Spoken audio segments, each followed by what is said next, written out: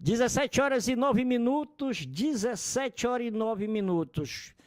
Meus amados, você que está nos acompanhando, muito obrigado. Quero agradecer desde já a sua participação, a todos que nós já fizemos menções aqui, tá bom? Que Deus abençoe poderosamente. Agora, nós vamos ouvir o momento da reflexão bíblica que nós temos aqui.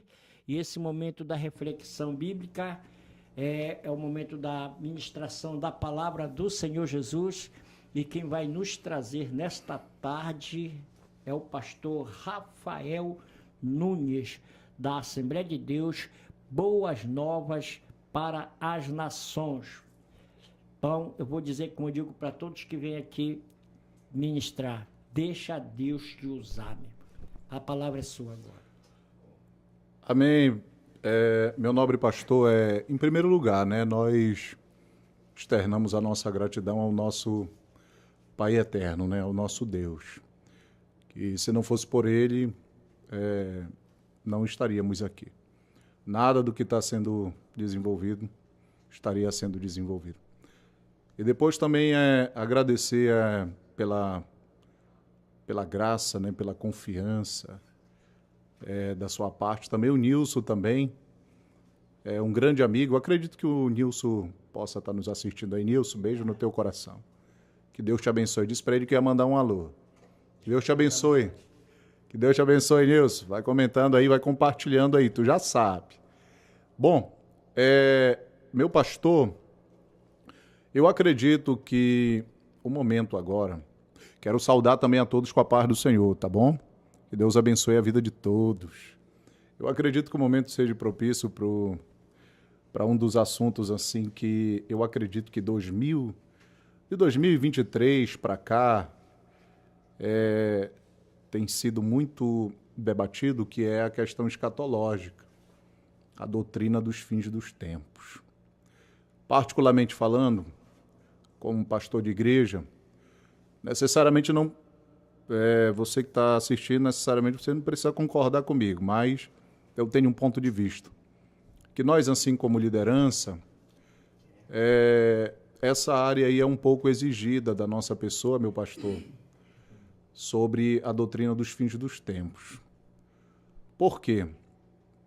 Porque nós estamos tão perto de um dos maiores eventos que vai acontecer e que, segundo a Bíblia, é a esperança da igreja, que é o arrebatamento, né?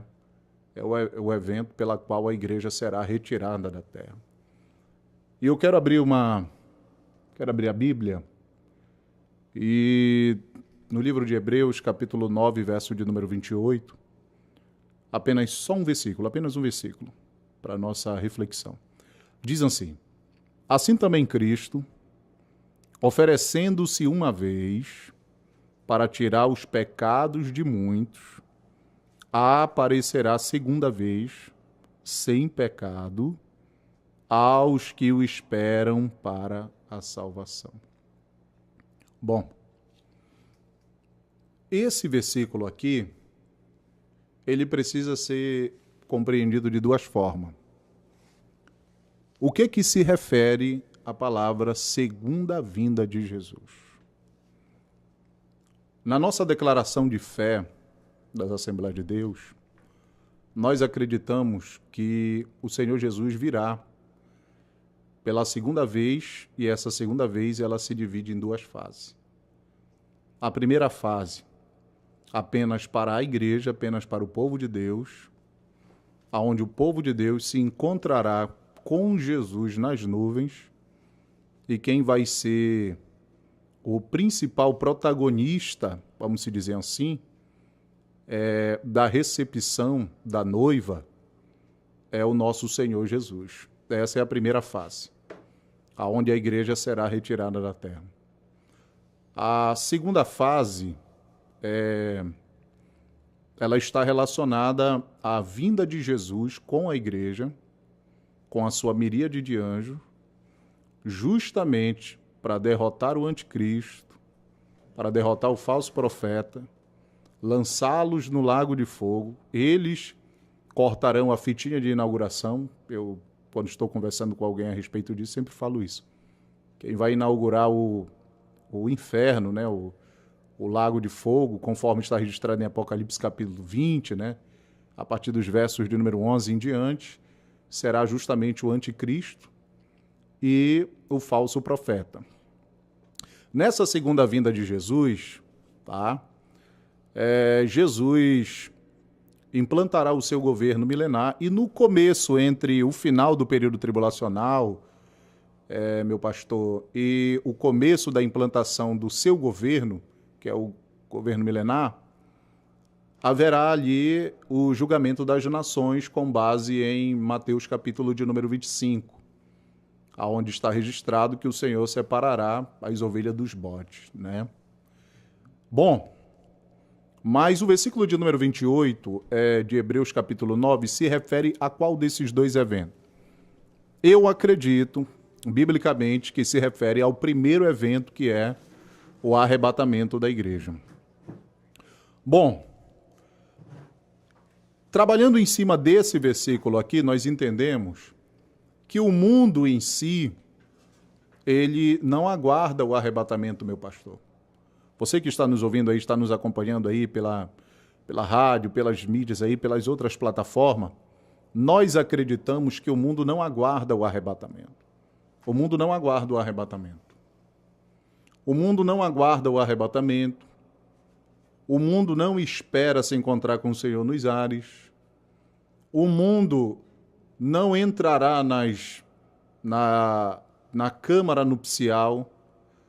O mundo não espera participar do tribunal de Cristo e muito menos nas bodas do Cordeiro. O mundo não aguarda isso. Diante de tudo que nós estamos vendo hoje, não só no Brasil, mas em outros países, nós estamos observando que uma das profecias que se encontra na segunda carta de Paulo aos Tessalonicenses, capítulo de número 2, que o ministério da iniquidade já opera, ou seja, tem se intensificado cada vez mais. Ao passo em que Jesus se aproxima neste evento que é o arrebatamento, a saída da igreja, que vale ressaltar uma coisa aqui, nós precisamos entender que a igreja está nos últimos passos para encerrar a sua peregrinação na terra. Até então, o apóstolo Pedro, né, na sua primeira epístola, no capítulo 1, se não me falha a memória, parece que é no verso de número 14, ele chama a trajetória da igreja, da eleita do Senhor, como peregrinação, ou seja, de fato a igreja ela é peregrina. Peregrino é todo aquele que faz uma longa jornada, né, para ir para um determinado lugar, para uma outra terra, com um propósito de adoração, Como a gente vê aí anualmente, né, certos eventos, certas peregrinações, procissões aí, simbolicamente o que Pedro está dizendo é isso daí. Então, a igreja está peregrinando na terra e o mal, o ministério da impiedade, da iniquidade, cada vez mais se intensifica de forma processual. Mas a igreja, ela está pronta, meu pastor. Eu acredito nisso, que a igreja está pronta. E que base eu defendo e que a igreja está pronta? Lá em 2 aos Coríntios, capítulo de número 11, verso de número 2, Paulo afirma que ele estava preparando aquela igreja como uma noiva, e aí ela vai falar o perfil, as características daquela preparação. Lá ele envolve santidade e irrepreensão, e que ela está sem mácula, imaculável. Então esse é o perfil de fato da igreja que será arrebatada, da igreja que aguarda, né, a vinda de Jesus pela segunda vez. Irrepreensível, santificada, até pronta, preparada, com azeite em suas lamparinas, aguardando o que vai acontecer brevemente. Então, Paulo estava doutrinando a igreja de Coríntios justamente nessa linha doutrinária sobre a importância da preparação. Então, por que é necessário hoje, voltando a repetir, necessário hoje nós, como líderes, falarmos sempre um pouco mais sobre a doutrina dos fins do tempo, sobre o arrebatamento. E é de se espantar, meu pastor, também observando, eu converso com algumas pessoas e nas nossas conversas eu sempre comento que, infelizmente,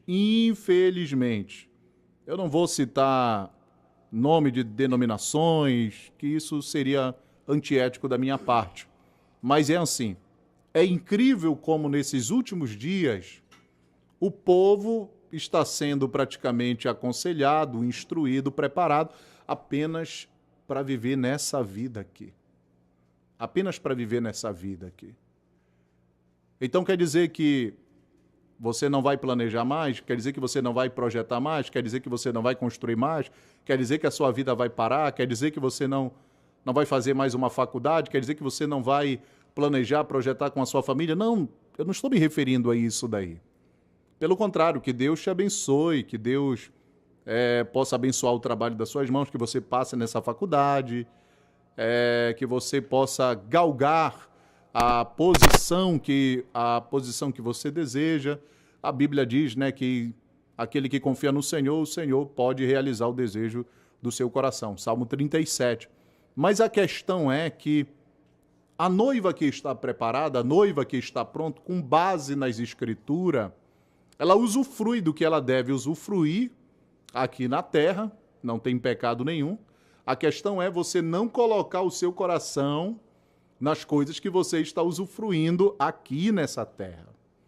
Até então Jesus disse lá em Mateus capítulo de número 6, versículo 21, se não me falha a memória, aonde estiver o teu tesouro, lá estará, né, o teu coração. Então, o coração da igreja que será arrebatada, ela está nas coisas do alto, né? O próprio apóstolo Paulo, em Colossenses, capítulo de número 3, verso 1, ele vai falar do novo nascimento. Se, pois, já ressuscitaste em Cristo Jesus, buscai as coisas que são de cima, não as que são da terra.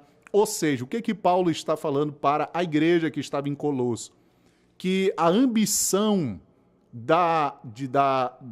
dos membros dos participantes daquela comunidade que estava em Colosso, daquela comunidade de fé, outrora a ambição estava na horizontal. Essa é a visão do homem natural. Qual é a ambição do homem natural? Ele não anda pela fé como a noiva, como a igreja que será arrebatada anda. Isso é bíblico, a igreja tem que andar pela fé. A igreja, ela não anda movida pelo que está no coração dela, mas ela é movida pelo que está na Bíblia, no livro da capa preta, tá? Não, tá bom? Vamos fazer uma diferença. Estou falando da Bíblia, das Escrituras. Então, o que move um servo de Deus, um cristão que está pronto para ser arrebatado, não é o desígnio do seu coração. Até então, o próprio Salomão, no capítulo 4, se não me falha a memória, parece que é o versículo 23 de Provérbio, ele fala que o que eu devo guardar deve ser o meu coração, porque é do meu coração que procede as fontes, né, para a vida, os desígnios, né, das fontes do nosso coração. Nosso coração é uma fonte, tá? O nosso coração é uma fonte, detalhe, é uma fonte que pode jorrar iniquidade, mas conforme nós vamos nos preparando através da palavra de Deus, sendo orientado, admoestado, aconselhado, advertido pela palavra de Deus, essa fonte aí, ela vai se tornando limpa. Ela vai se tornando limpa, tá? Pela palavra de Deus. O que próprio Jesus disse quando estava no Monte das Oliveiras, né, com seus discípulos, em João 15, versículo de número 3. Vós já estáis limpo pela palavra que eu vos tenho dito. Então, assim, o coração do homem é mau, ainda que tenha nascido de novo. Seu coração não é bom, seu coração é mau. Mas eis a questão. O coração do servo de Deus é movido pelo quê? Pela palavra ou pelo desígnio, ou seja, pelo que sai do coração dele, pelos sentimentos maliciosos, malignos que está no coração dele. É óbvio que é pela palavra de Deus. Então, nós acreditamos, com base nesse versículo aqui, que Jesus aparecerá somente para aqueles que o aguardam. Quem é que aguarda a volta de Jesus? É a igreja que está preparada, a igreja que está pronta. Agora, a pergunta reflexiva é: como um cristão deve se preparar para o arrebatamento da igreja? É muito simples. Se você examinar as Escrituras em apenas um versículo, existem vários conselhos, meus amados, tá? Você que está nos assistindo aí, existem vários conselhos de como estar pronto para o arrebatamento, mas eu quero destacar somente um. Hebreus 12, versículo de número 14, que é tema de conferência, né, tema de campanha também, que é que o autor da carta aos Hebreus aconselha aquela comunidade a seguir a paz com todos e a santificação. Então, como eu sigo a paz com todos sem a santificação? Não tem como. Então, se eu tenho uma vida santificada pela palavra de Deus, é óbvio que eu manterei não só comunhão na horizontal com os meus amados irmãos, tá? Mas quando a igreja realmente ela está santificada, não, perdão, vale ressaltar, corrigindo aqui, a igreja é santa, a igreja é santa, né? Mas quando um cristão autêntico, um cristão verdadeiro, que aguarda o Senhor Jesus, o arrebatamento da igreja, a saída dele daqui desse lugar, é óbvio que ele mantém comunhão. Se ele é cheio do Espírito Santo, ele mantém comunhão na horizontal, mas também a comunhão dele está relacionada na vertical, como disse o apóstolo Paulo, lá em Colossenses 3, versículo de número 1, né, que a gente até não focou tanto.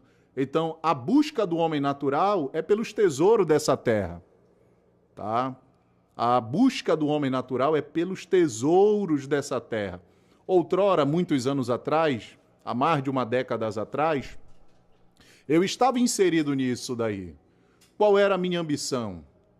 Qual era o meu projeto de vida? O que eu queria agregar para a minha vida? Quais eram os valores que eu queria agregar para a minha vida? Outrora, qual era? Fama, dinheiro, luxúria, uma vida promíscua. Mas a partir do momento em que é lhe apresentado Jesus, interessante que um pregador do século XIX, conhecido como Charles Spurgeon, a gente estava falando sobre evangelismo de rua, isso é muito importante, o evangelismo de rua. Acabando daqui, meu pastor, eu estou indo justamente para a gente fazer um evangelismo, um culto ao ar livre também, próximo da nossa comunidade. Charles Spurgeon, falando sobre evangelismo, ele falou que o evangelismo, figuradamente falando, não se escandalize, eu sei que eu estou aqui pregando para cristão maduro. O evangelismo é como alguém levar um pedaço de pão para um morador de rua, para uma pessoa que está em condição de rua. Ele chamou nas suas escritas, nas suas cartas, dos seus ensinamentos, de mendigo. Ou seja, quando alguém está evangelizando, você está levando pão para aquela pessoa, ou seja, a palavra. A fé vem pelo ouvir e o ouvir da pregação do evangelho, não é isso? Romanos 10, versículo 17.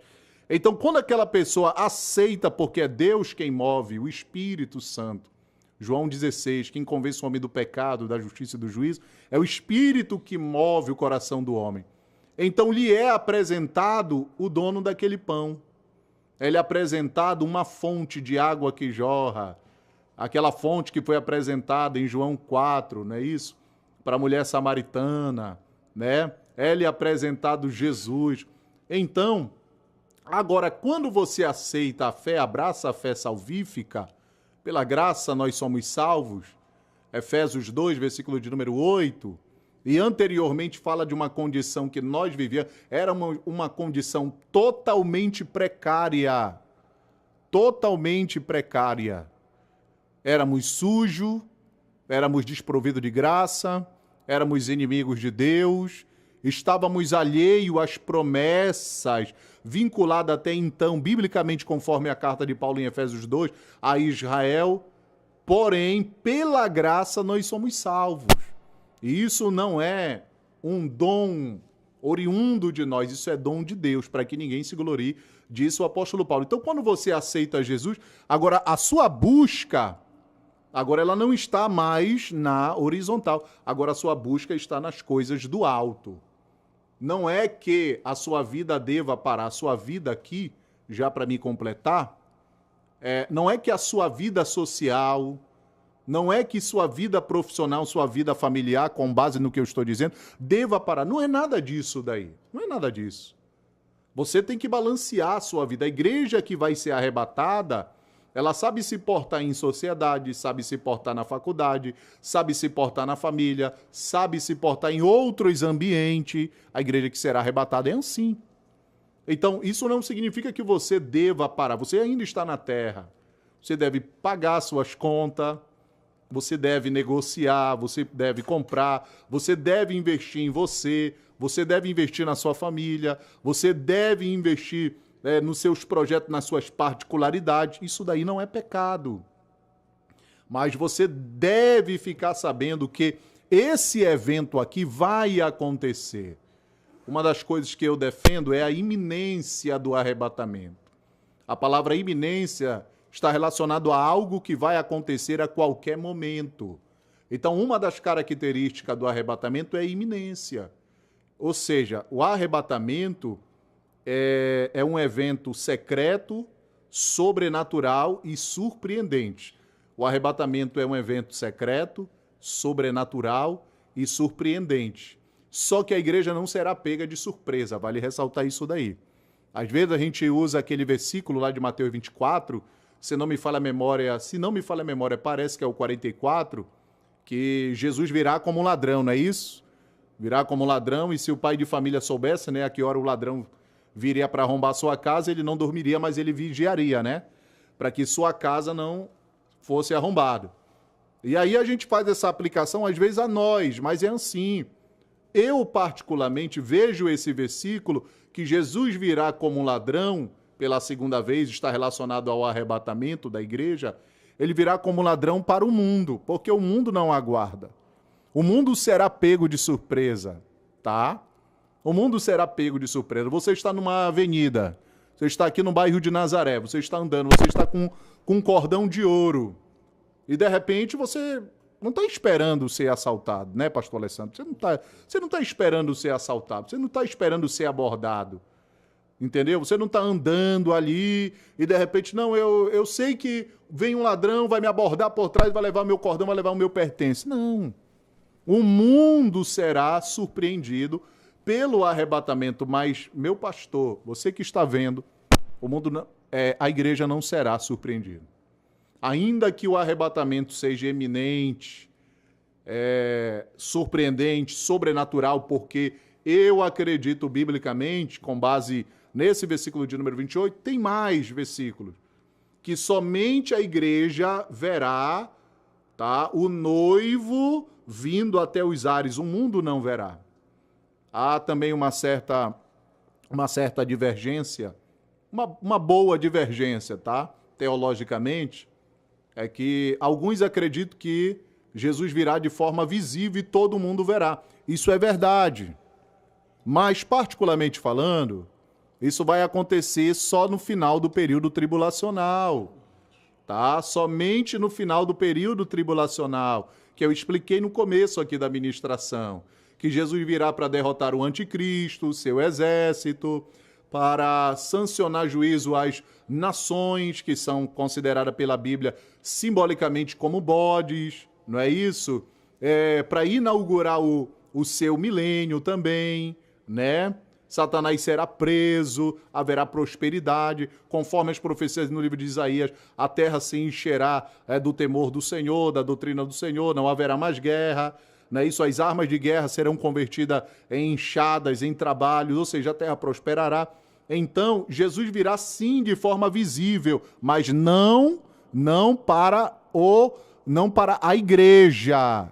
Não para a igreja. Quando ele virá de forma visível, ele virá na companhia da igreja, ou seja, da esposa, que já passou pelo tribunal de Cristo, já foi galardoada, já participou das bodas do Cordeiro, tá? Agora a igreja virá, ou seja, a esposa virá na companhia de Jesus e vice-versa, e todo olho verá. Cumprimento de Apocalipse 1, versículo de número 7. Eis que venho com as nuvens e todo olho verá. Mateus 24, versículo de número 30. E outra vez vereis o sinal do Filho do Homem no céu, e todo olho verá vindo com poder e grande glória. Mas a vinda do Senhor Jesus, surpreendente de forma sobrenatural, secreta, ou seja, iminente, é apenas para aqueles que estão prontos com base nesse versículo. Tem mais versículos. Tem mais versículos. Então, a igreja tem que estar com as lamparinas acesas. E aqui eu encerro. A igreja, o perfil da igreja que será arrebatada. No Antigo Testamento, eu tomo como base quem? Enoque. Gênesis, capítulo de número 5, versículo de número 24 e 25. Andou Enoque com Deus, e não se viu, porque Deus o tomou para si. Meus amados irmãos, você que está nos ouvindo, uma das características no Antigo Testamento da igreja que será arrebatada é a igreja que tem um bom relacionamento com o Espírito, com Deus, com Jesus, ou seja, com a Trindade e com a palavra. Simbolicamente ou tipificamente, Enoque está representando a igreja que será arrebatada. Mas também nós olhamos em 1 Reis, capítulo de número 19, um grande personagem também enigmático também, que foi arrebatado. Quem é esse? O profeta Elias. Também ele foi arrebatado, que simbolicamente ou tipificamente representa a igreja que será arrebatada, tá? E outra coisa, Noé também é o terceiro personagem emblemático, simbolicamente falando, que aponta para a igreja que será arrebatada. No capítulo de número 6, versículo de número 11 em diante, Deus fala sobre como estava a iniquidade sobre a terra. E lá em Mateus 24, queridos, versículo de número 37 e 38, Jesus assemelhou essa geração que nós estamos aqui com a geração de Noé. Em Lucas capítulo 17, também no sermão escatológico de Jesus, Jesus usou o tempo de Ló para assemelhar também esta geração. Agora não se escandalizem, o que eu vou dizer aqui é muito forte. A geração de Noé, a geração de Ló, estão no chinelo perto dessa geração de hoje. Mas para você que é servo de Deus, como assim no chinelo?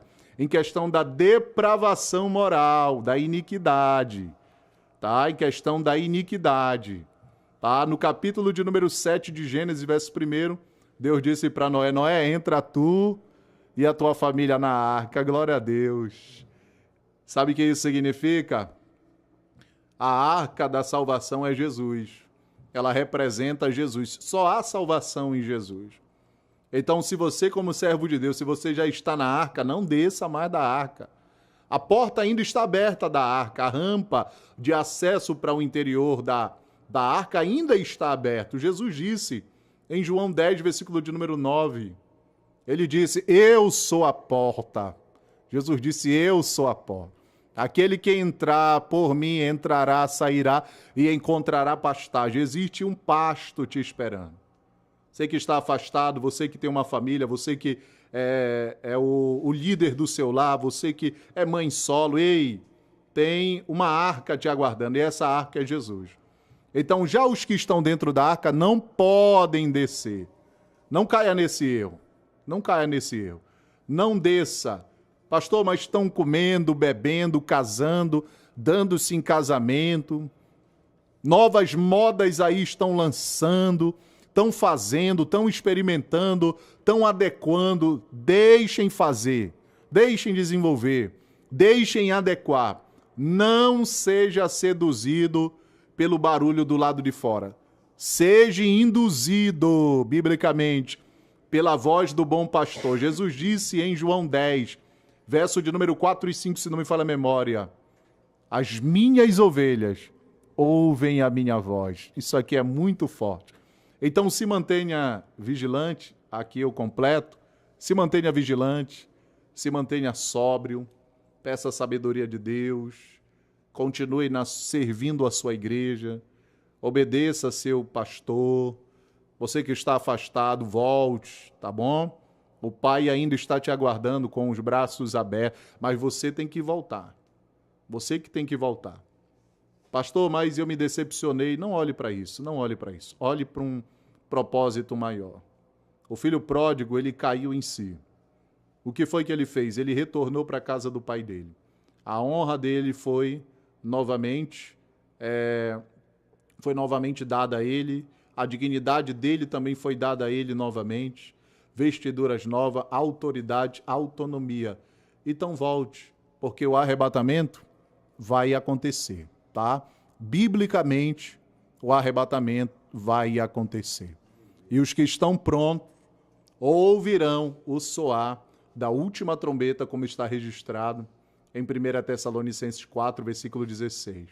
Aqui, para concluir, em Números, capítulo de número 10, meu pastor, verso 1 e verso de número 2. O verso 1 de Números 10, Deus dá uma ordem para que Moisés mande fabricar 2 trombetas de prata. No versículo de número 2, está revelado para que serve aquelas 2 trombetas. Uma era para convocar e a outra era para despedir o povo, tá? Como assim, pastor Rafael? Vamos supor que eu sou Moisés. Então a trombeta era tocada e todo mundo sabia que tinha que se congregar, se reunir na frente da tenda da congregação no deserto. Depois Moisés ia instruir o povo, ia relatar o que ouviu da parte do Senhor, e depois a trombeta seria tocada para dispersar o povo. Então, o povo era guiado por uma coluna de nuvem, de nuvem durante o dia e uma coluna de fogo durante a noite.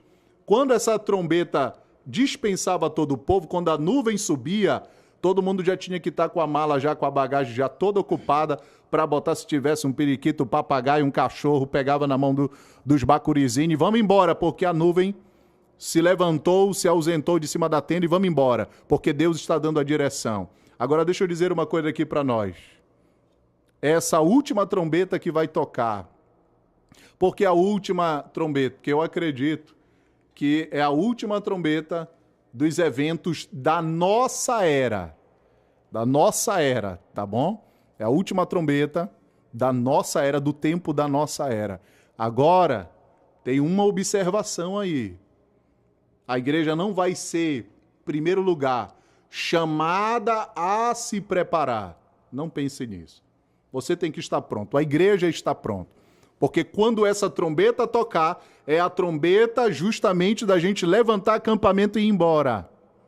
Para nos encontrar com o Senhor nas nuvens.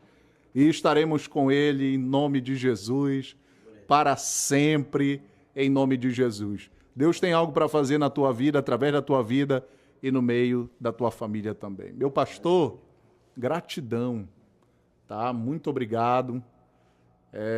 Por essa honraria, que Deus abençoe a sua vida, que Deus abençoe o programa, que Deus abençoe o Vitor, tá? Aqui o nosso amigo aqui da mídia, que Deus possa abençoar vocês em nome de Jesus, tá? Você que está nos ouvindo, que Deus te abençoe, em nome de Jesus.